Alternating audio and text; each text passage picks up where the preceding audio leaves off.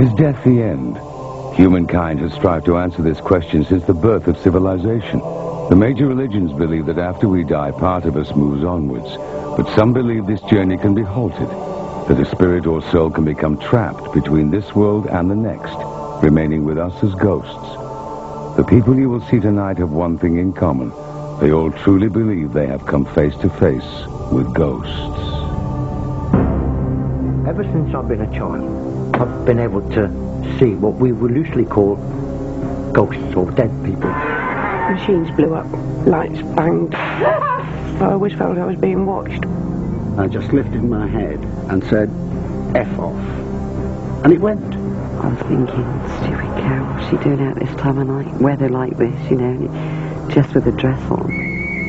It's quite hard to believe that a child is seeing something supernatural. I thought, why are my parents talking about these people that are here? It was almost as if I was being possessed. Am I not allowed?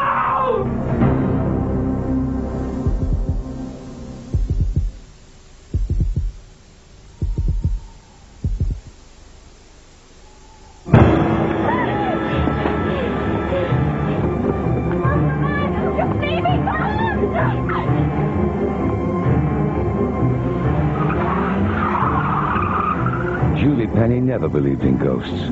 As a science teacher, she knew there was a rational explanation for everything. So why did she and her daughters flee into the night from their dream home, praying they would never have to step foot in it again? Julie and her engineer husband, George, married in 1986. They had two daughters, Francesca and Katrina. In 1994, they decided to move from their Walsall estate in the West Midlands. We decided that we'd sell the house and we'd make a new beginning in a rural part of the area. We thought that would be a better way to bring up our children. They found their dream home in a small village near Birmingham. Really just what we'd always wanted. It was the picture postcard cottage. The children loved it, and we just knew it was what we wanted. We had our leg pulled quite a bit by friends who said, it's such an old cottage, an 18th century cottage. Are you frightened about it being haunted? And we said, absolutely not. Julie now wishes she'd listened to her friends. The family had been in the cottage for 2 days when it started. A basket full of posies. Tissue, a tissue. We all fall down. All fall down. Cat's just pushed me over on the stairs. The silly Cheska, she's been out here with me. I was rather annoyed with Francesca because I felt that she was trying to get Katrina into trouble. Now, looking back, I wish I'd listened to her the very first time she said it. I thought it was my sister, but about it, the force was too hard for her to have pushed me downstairs.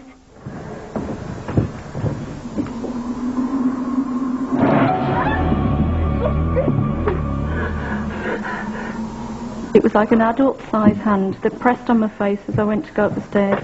At the same time, there was a very cold breeze coming down the stairs. When I got to the top of the stairs, none of the windows were open. As a science teacher, I have to give logical reasons and answers to everything, and that's what I teach children to do. For the first time in my life ever, something was happening that I had no control over, and I didn't have an answer to it. Julie was having a hard time persuading her husband that anything was wrong.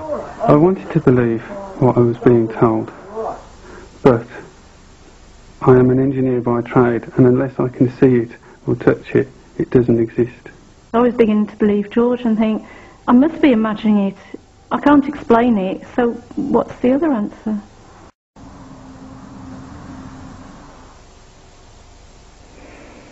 George, what are you doing? You must be freezing out there. Come back to bed, love.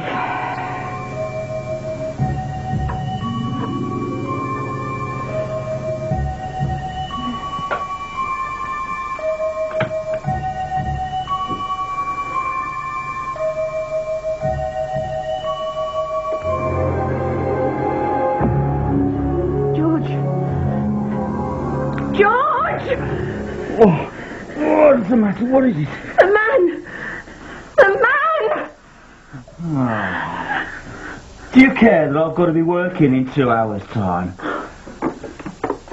Mo, there was this man in our room, and then he disappeared. He looked exactly like George. He'd got a really, really strange outfit on. It was cut in a style I'd never seen before. Over the next few months, the strange events got worse. There were terrible smells and unexplainable electrical problems. Wondering if she might find the answer in the history of the old cottage, Julie visited the local library. The village apparently was a real den of thieves. The stagecoaches were always being held up. There were lots of hideouts for highwaymen. It was really a very rough area. We found out that our cottage was linked up to the Welsh Harp pub by a series of tunnels. The tunnels were used from there for the highwaymen to escape down, and they actually escaped through the trapdoor in our cellar out of our cottage.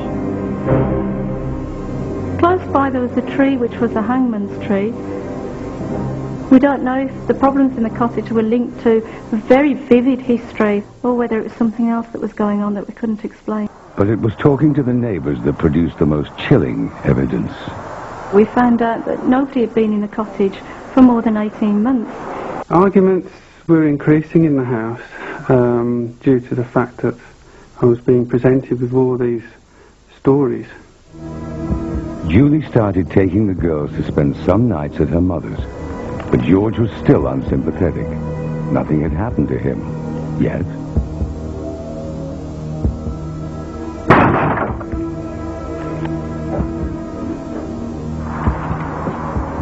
The bang at the door was immense.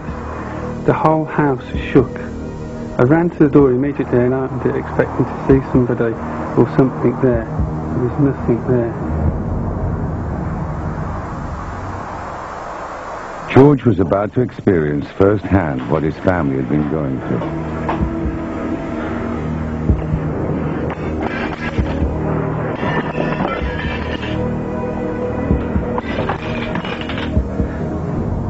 Pictures coming off the wall were probably the scariest things for me.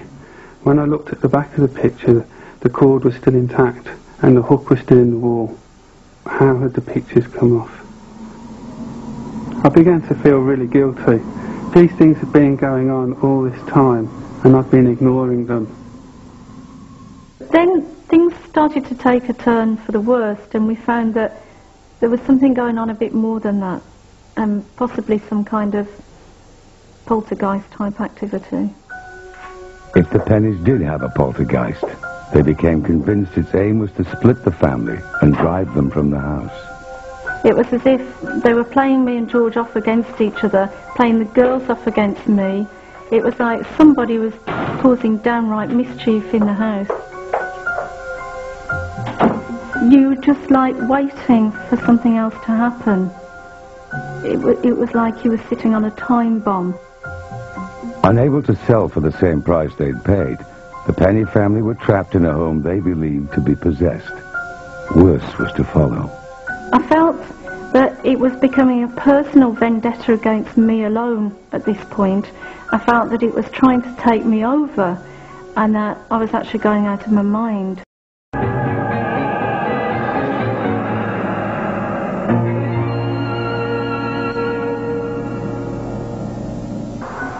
Julie found herself losing control. She felt as if she was being forced to do things against her will.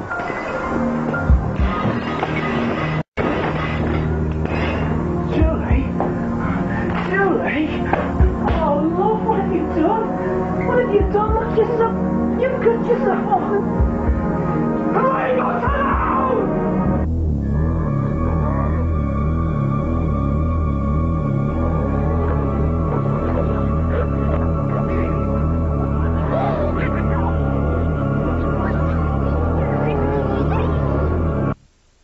I felt almost as if I was reliving something that had happened in the past, or something was trying to relive a life through me. It was almost as if I was being possessed. When George worked night shifts, Julie and the girls often slept in the same bed for safety, but nowhere was safe anymore.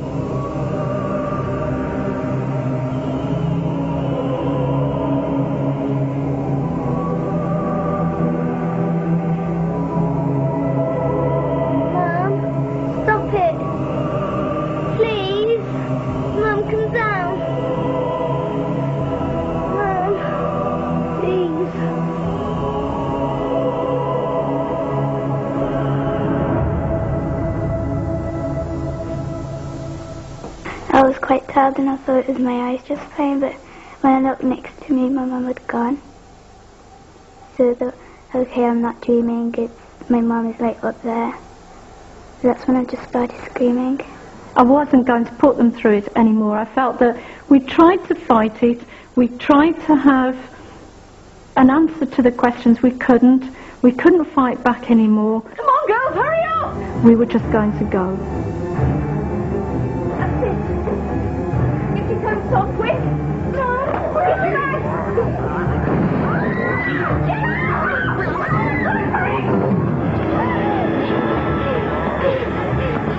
Oh, my bag! I'm just leaving!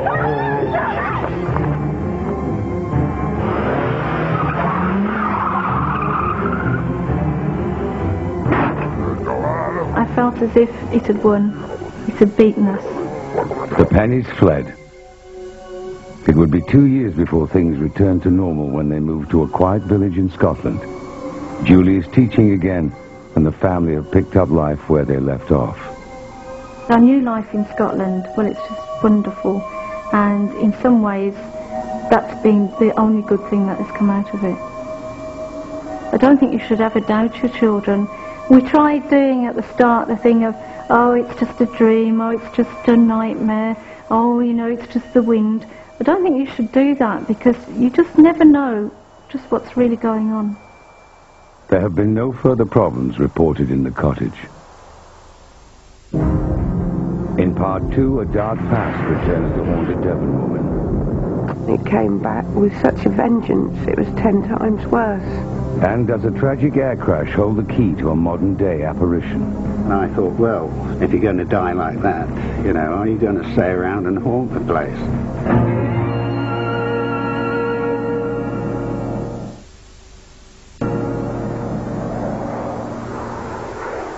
The St. George Hotel in Teesside. Built in the 1940s, its squat brick appearance gives it away as an ex-military building. Once it was the officers' mess of RAF Middleton St. George. When the Air Force moved out in the 1960s, the base became Teesside International Airport, and the mess became a hotel. The hotel is a busy stopover for aircrew, but over the last 30 years, it's gained notoriety for being haunted. On the 17th of November 1982, airline pilot Barney Concannon headed for his room in the west wing of the hotel.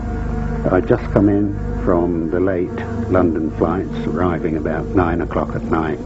Another pilot, Grant Waters, was also staying in the west wing 3 years earlier in March of '79. I was sort of working earlies, so we had our normal sort of evening do in the bar. Both men were senior pilots, not given to flights of fancy. I went to bed slightly earlier than the crews who were on mates. I went to bed about 11 o'clock. It was very cold, and it always was in that area of the hotel. Got into bed, and I'd been in bed about 2 minutes when I felt this heavy, really heavy pressure on my lower legs. And as if a man or a heavy weight was sitting on them.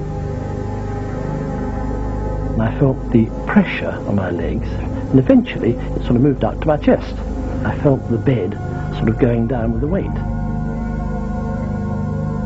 And I just lifted my head and turned it round and said, F off.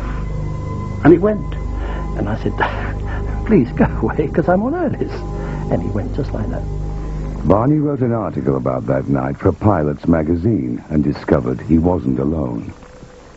Interviewed 20, 25 people in working for British Midland who'd had similar or even worse, well, most of the experiences they had were worse than the one I had. Stewardess Heather Raybould stayed regularly at the St. George from 1975 to 1995. She claims to have been visited by the ghost twice. I mean, when I first joined British Midland, everybody used to talk about this ghost. It's sort of like the weight of a man, really. Just a heavy weight of somebody pushing you down. I just didn't know what to do. I found I couldn't shout out, I couldn't talk, I couldn't scream. I couldn't do anything. I just felt like I'd frozen. I never wanted to stay in the hotel again. I did everything I could to change my posture. One stewardess was making her way down to breakfast. She was walking down the corridor and saw this pilot. said good morning to him. He didn't answer. She thought, oh, he's wearing funny clothes, you know, like the old palace used to wear, the old leathers and that. And she turned round and he disappeared. He wasn't there. Could the clothing offer a clue to the ghost's identity? Barney started researching the history of the base. Somebody mentioned that a meteor had crashed into the building in the early 50s, and I did a bit of investigation into that. In a bizarre tragedy on the 24th of November 1951, Flight Lieutenant Raymond Norman lost control of his Meteor jet while training. He slewed across the car park. Out of 30 cars there, he destroyed just one, a pre-war Humber, his own. Then he smashed into the mess, demolishing just one room, his own, in what is now the West Wing, where all the sightings have taken place. He was still alive. The accident didn't kill him at all. And as he was getting out, a lump of concrete fell down, struck him. The official cause of death was given as a broken neck. And I thought, well, if you're going to die like that, you know, are you going to stay around and haunt the place? If it is the ghost of Raymond Norman, then he is still around to this day. He was seen in April of this year by a guest on a tour. The lady woke up in the middle of the night, saw what she thought was a husband standing by the window, and turned over to find that he was actually in bed with her. We like our ghost. He doesn't interfere with us, and we take him as quite friendly. Unfortunately, he doesn't like flight crew, and in particular flight deck, and they're the ones that he has the most problem with. Some of the cabin crew, if they're asked to stay in the hotel, they used to go sick. I probably shouldn't be saying that, but they did. Whatever you think about this, I mean, this has happened to 20, 25 people, to my knowledge. So there's got to be something to it.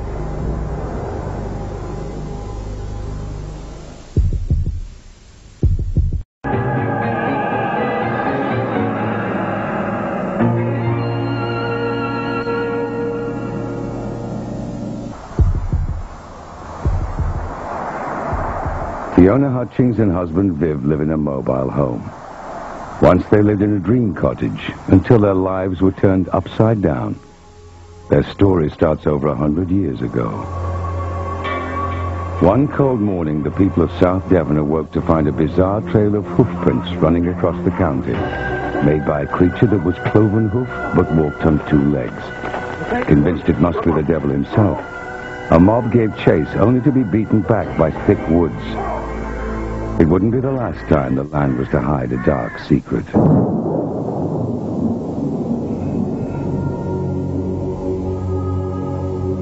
Since then, rumors have abounded of strange goings-on in the woods and moors of the area. Tales of witchcraft, of devil worship, of black magic and human sacrifices.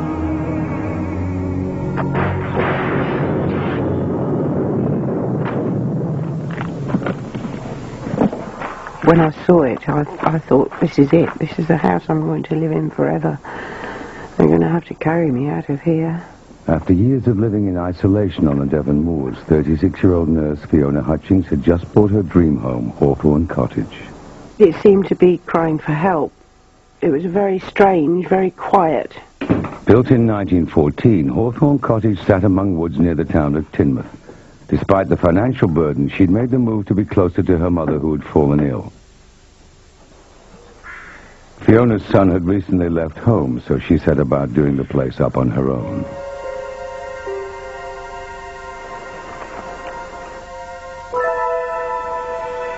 From the start, she felt there was something strange about the atmosphere.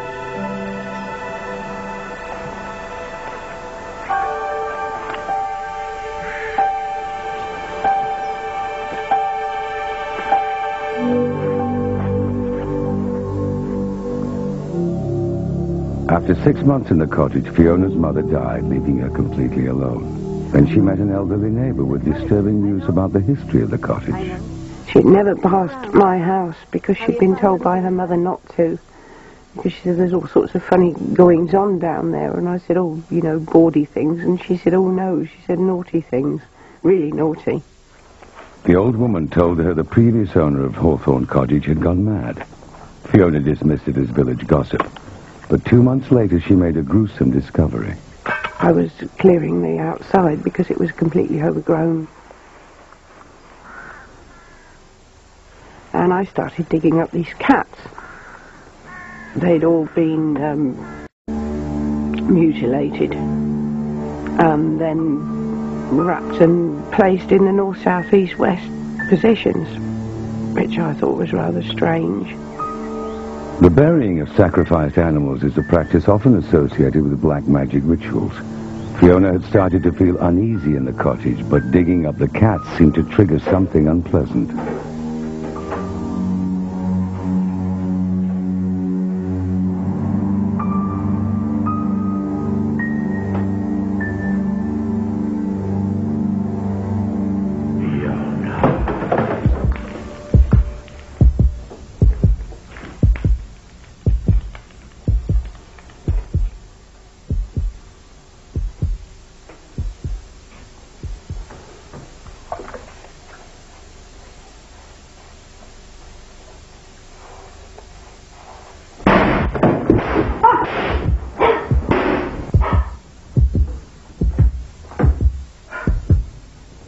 Fiona felt like Hawthorne Cottage was turning against her. I'd have unexplained electrical faults. I got through about 3 or 4 TVs. I had 2 fires that started for no reason whatsoever. Washing machine that wouldn't turn off. Microwave that blew up. 5 or 6 kettles. Fiona's sanity was being pushed to the limit. It reached breaking point one October night in 1989. I'd gone to sleep quite happily. Actually, I'd had some hot chocolate, which was one of my favourites when I couldn't sleep. And I woke up and I couldn't get off the bed.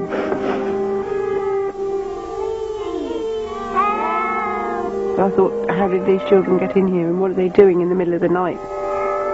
And I thought, they're not real and something terrible's happened. Leave me alone! For 6 or 7 months, night after night, I didn't sleep at all. I didn't know at the time whether it was me that was imagining it and I was going crackers, or if they really were there. Finally, she could take the nightly visitations no more and called a friend, Louise Barlow, who was a medium.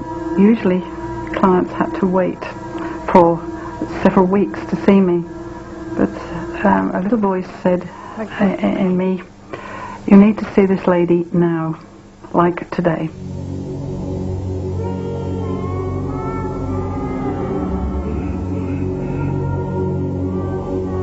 I felt that there had been black magic rituals, or rituals of some sort, where you get a group of people together and they do, they feel wonderful things, but in fact it's awful.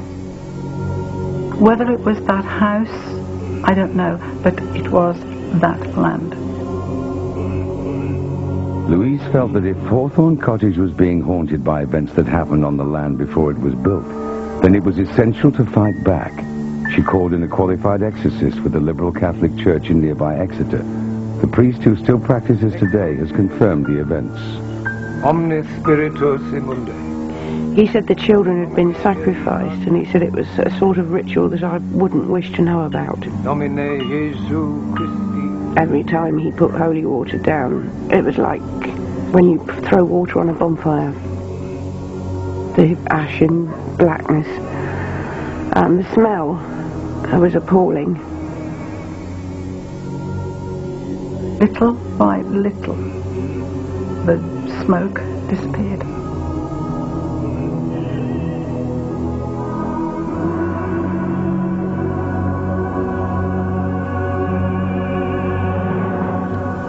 I thought, it's finished, it's all done, it's clean, it's lovely.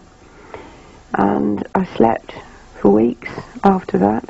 The nighttime visitations stopped and life returned to normal. Fiona married a merchant navy electrician called Viv. When I heard about the sacrifices and things that were supposed to be going on down there, it does make you wonder whether you should believe it at first, whether it's airy-fairy stuff. A few months after the wedding, Viv went away to sea, leaving Fiona alone in the cottage. Despite him being away, she was happier than she had been in years.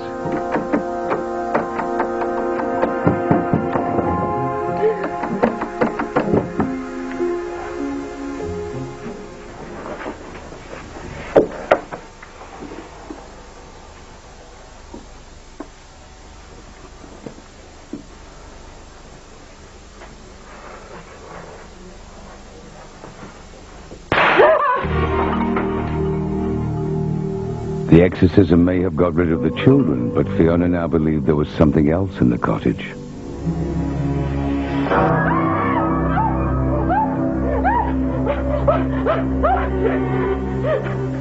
It came back with such a vengeance, it was 10 times worse. And when Viv returned from sea, he too found himself targeted, usually at night after he'd gone to bed. Oh, God, what on earth happened? I've got no idea how I got down there. Well, if I did fall down the stairs, I had no bruising or anything on me, and I just can't explain that one at all. I went back to Louise. She said, this has come back since you got married. Not only have you freed the children, you're also happy yourself, and this isn't on, they won't have it.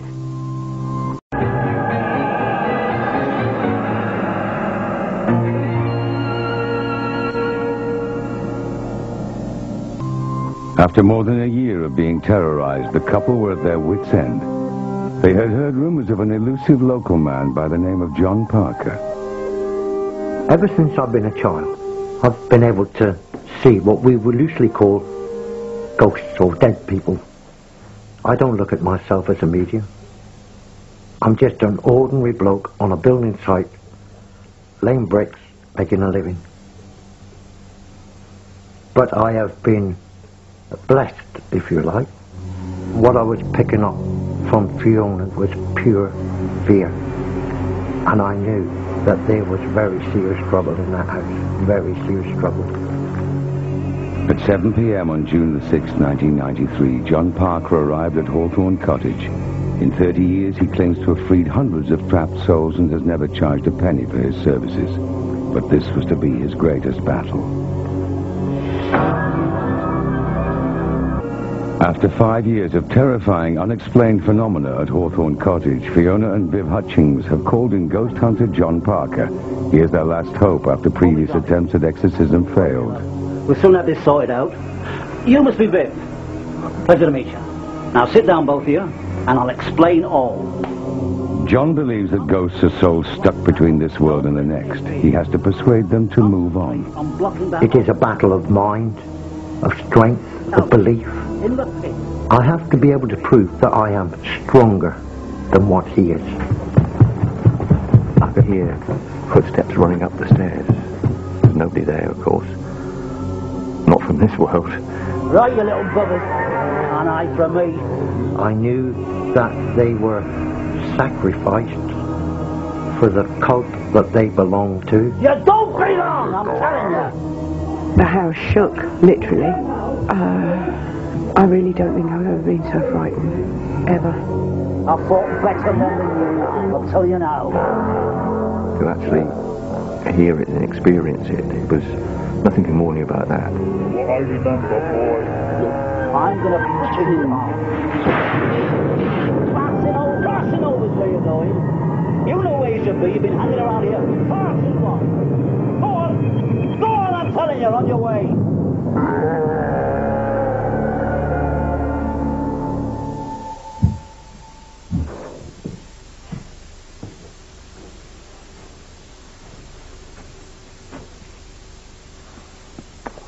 Cup of tea would be nice, my dear. It had taken John 6 long hours, but the hauntings were over.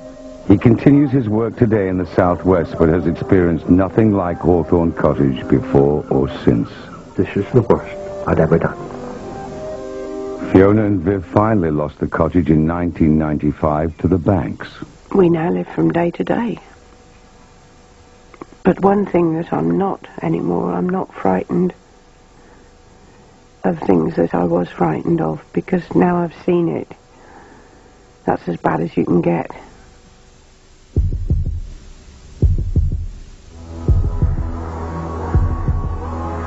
"20 miles outside of Bristol is Chew Valley Lake. It's a tranquil place, but its waters hide a secret. At the bottom sit the ruins of the village of Morton, which disappeared in 1956 when the valley was flooded to make a reservoir. But does the lake also conceal the grave of a ghost?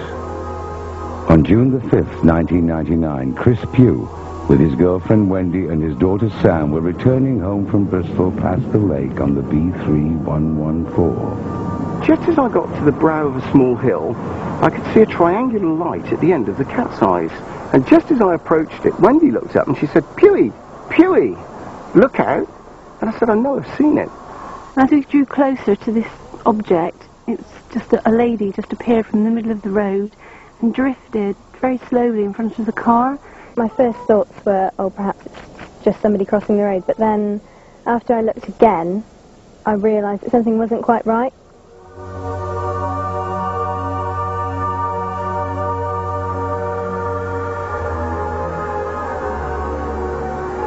I can remember distinctly that she had long, wavy hair that looked sort of greasy or even wet. I was convinced that it wasn't a human being, it was something supernatural. What is it? What could it be? And then the next thing you just think, crikey, that is a ghost. I just knew it. It wasn't until afterwards when I thought about it, I felt absolutely petrified. I didn't really know how to feel, how to handle it, I suppose.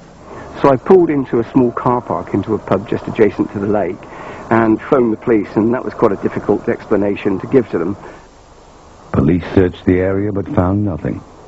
A week later, Chris replied to an ad in the local paper asking for people who had seen strange things at the lake. A meeting at the local historical society was arranged for witnesses of the ghostly girl. There were about 12 people in total, which was amazing because all of them recorded almost the same information when asked a series of questions, yet there was no collaboration because nobody knew each other before that night. One of those who saw her was Carol Gillen. I was thinking, stupid cow, what's she doing out this time of night? Weather like this, you know, just with a dress on. That was when I realised then that she was a ghost. The hairs on the back of your neck stood out, knees turned to jelly, and held onto the sort of steering wheel, like just very slowly watching her go up the lane. I started asking around the local village where I lived if there was anybody that knew of anything about maybe a girl out on the lake road. And then I found a lady that had a book of sort of stories about neighbouring villages. I actually came across a passage in the book about a girl called Catherine Brown that lived at Stratford Mill, which now is Chew Valley Lake. And the story goes that she'd actually drowned in the moat, and she was only a young girl. So I just surmise that this is who it could have been. Catherine Brown disappeared one day at the turn of the century. The next morning she was found drowned. She'd been dead at least 24 hours. Yet her mother claimed to have seen her the previous night climbing the stairs soaking wet, at a time when she was already dead. The events have left those that saw her wondering if it is Catherine Brown retracing her steps home, a home that now lies deep under the lake. From the dresses that she was wearing, you could see that she was obviously from the turn of the century, quite a while ago, and all the little pieces of the jigsaw started to fall into place. Any evidence of Catherine Brown's mortal remains disappeared when the waters flooded the valley. Somewhere there's got to be a grave, and I would love to think that she's here.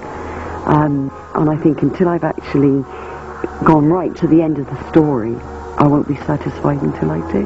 But I will find out. And hopefully it is Catherine Brown.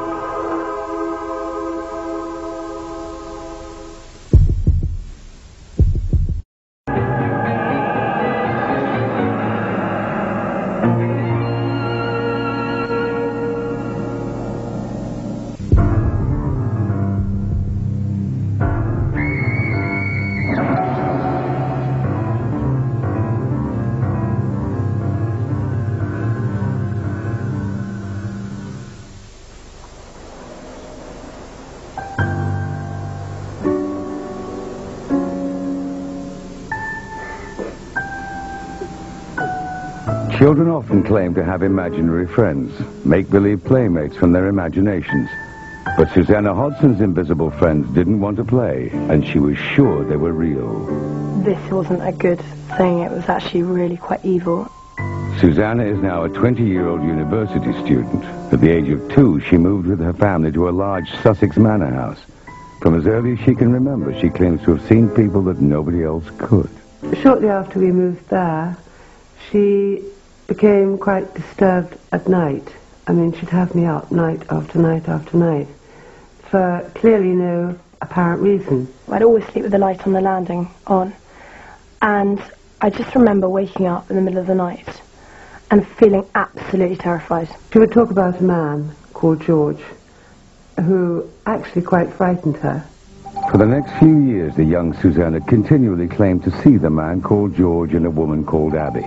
Most children forget their imaginary friends by the time they start school. Come on, Susanna. Time for breakfast. But not Susanna. Before he disappears. George and Abby kept me awake again. All night. You and your little friends. Do we should forget about them? Come on. It's quite hard to believe that a child of that age is seeing something supernatural. It's not something you think about. So you tend to assume that these are imaginary friends, perhaps, that she has. When I spoke about Abby and George, there was no recognition there. Oh, yeah, there was nothing, and that was quite confusing to me. Whoa! It was so real to me. Bye-bye, darling. You're going to be Daddy's good little girl. George says that I'm a bad girl. Yes, well, George isn't real, so we can forget about what he says, hmm? You're getting a little bit old for these play friends. I was, at that stage, finance director of one of the top 100 companies. I was bringing a lot of work home. Had a lot of problems, business problems, and the last thing I wanted was a domestic problem, too. But the problem wasn't about to go away. Susanna became more obsessed with George and Abby. I had some very strange situations with her where she wasn't herself, in that she would come out with strange remarks. Mummy, it's Abby. Darling, this game's getting very boring. But she's right there. Make her go away. Look, there isn't anyone to make go away. You're just pathetic. I hate you, I hate you, I hate you! Susanna? I wanted Mummy to see her. The Abby I'd been talking about, and she didn't really know who she was. And that's quite disturbing for a mother. You just instinctively know that that's not your child talking. Then everything changed. Diana was to have an experience that finally convinced her that her daughter was telling the truth. Well, I do hope you've calmed down now, young lady. Susanna? I would hear footsteps running and assumed that it was her. Susanna?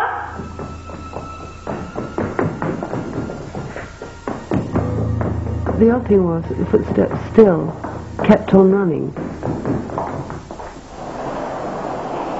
The strange events threatened to drive a wedge between Daniel and Diana.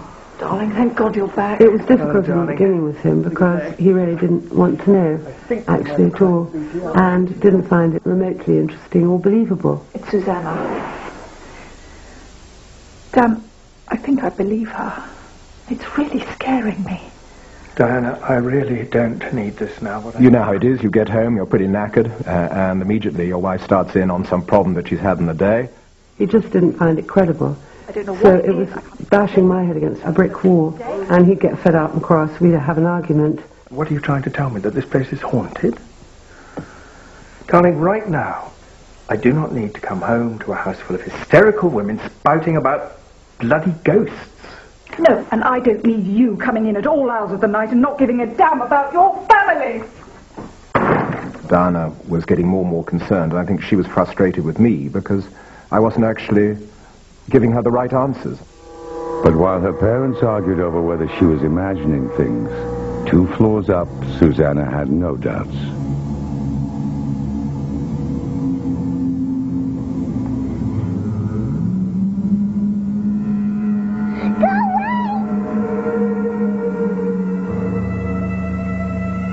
They weren't trying to befriend me. They were just these entities that were in my life. They were just there. George had sort of shaggy brown hair and dark, exhausted-looking face, sort of pasty, not a nice face at all. And Abby, she had bags under her eyes and she had straggly black hair. I was so frightened and just curling up on the landing and just sleeping there all night long. I couldn't even go down the stairs, which there was a short staircase to my parents' room. Diana was now firmly fighting in her daughter's corner. I felt that it was bullying my young. And I would actually get quite angry. I would actually verbalize that sometimes when I was alone and no one was listening. You've had your life. Why didn't you just bugger off? Go on, go to hell! You feel somewhat impotent because you don't really know quite what to do or understand how the whole situation is working.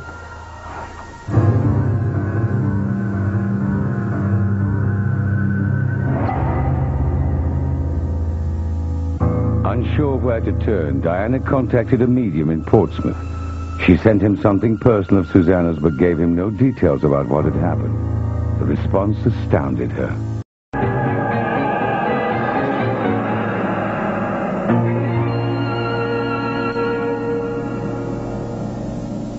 He said there are presences in your house. There's a man who's actually quite evil. His name is George. And there's a woman called Abby. When you told me the names, George and Abby, it actually was very scary because it confirmed everything. The medium went on to describe a terrifying scene claimed had happened at the house when George and Abby were alive.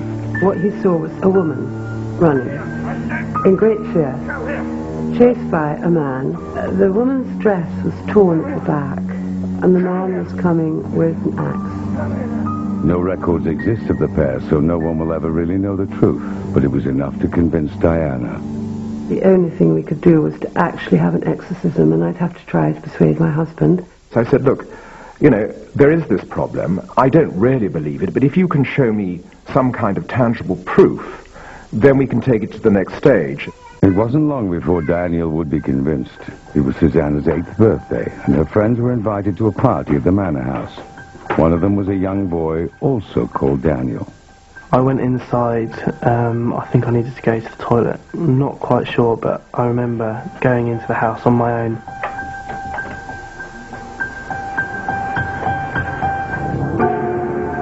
An old lady dressed in black. She was very authoritative. She did not want me to go past her. I just felt very uneasy, very scared. I just wanted to get out as soon as possible. When we found this little boy, Daniel, he was screaming his head off. He was standing there by himself, and he was clearly very scared. Now I'm older, when I look back on it, it all seems very, very strange. I am convinced, though, that I saw a ghost. It was what Diana had been looking for. Someone other than Susanna seeing a ghost in the house. I began to realize we really did have something very difficult on our hands. And I think anyone who has any belief in the metaphysical and any belief in an almighty recognizes that there are things out there that you can't put your finger on. And I began to realize that this fell into that category, and we had to do something about it. The Hodsons called in the church, who eventually sent a minister to exorcise the house. One very bright July day, but surreal it was, I came back from work at lunchtime, and the children were dispatched with the mother's help, and Diana and I and this exorcist went through the process. He didn't look like Max von Sydow. It wasn't quite as dramatic as that, but it was very interesting. At the exact moment the exorcism ended, unprompted, Susanna said something remarkable. George and Abby have gone to heaven.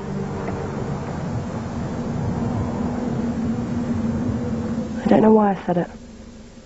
It just came from the feeling. And I said, what's your batting average? And he said, well, about 90%.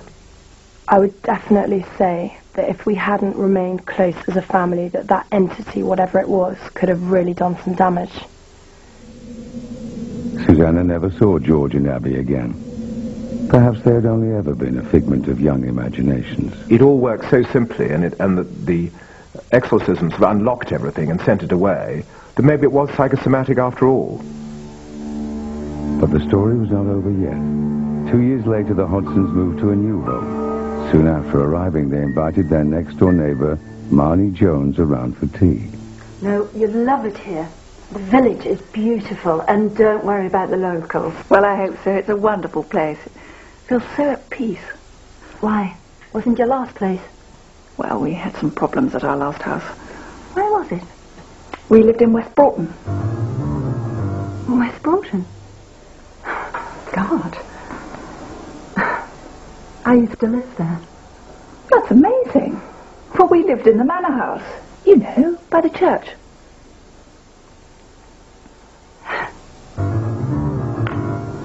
So did I. Oh my God. Did you ever... I mean... I don't know how to put this. You'll think I'm completely barking mad, but... Well, we had some problems there. Mainly with Susanna, our eldest. Oh my God. You as well. I thought it was only us. In 1965, Marnie was a 5-year-old girl living in the same house as the Hodsons. She has nothing but terrifying memories of the place. I was too frightened to go and find anybody to tell them how scared I was. The feeling of being strangled. You could actually feel the fingers coming around your throat. The name George had a very strong ring to it. I think that there were other entities there, but George is the only name that I have. As soon as your foot got on the top staircase, you had to fly. You had no fear about falling or slipping, because that was absolutely nothing compared to what was coming after you. The thing which really proves it was that we bumped into someone in 1,000,000 to 1 chance who'd actually lived in the house quite independently and had had problems with it. It still brings the hairs up on the back of your neck. There's no other way to describe it. It's a pure fear. And I would say it was evil. What was there was very evil. It still gives us nightmares. Even to this day now, recurrent nightmares. And you know that that's a memory. But it really did happen that all those years ago. After terrorizing 2 families for over 20 years, the manor house is now calm. Perhaps thanks to the Hodson's exorcism. It is currently a happy family home, and the owners have reported no evidence of haunting. If you believe the stories you have seen tonight, then you're not alone. Over half the population believe that the soul survives death, and a further third believe that ghosts are the evidence of a trapped soul. No one knows why ghosts appear at some places and why only certain people seem to see them. But they're more common than you might think. 1 in 10 people in Britain claims to have seen a ghost, making this the most haunted place on Earth.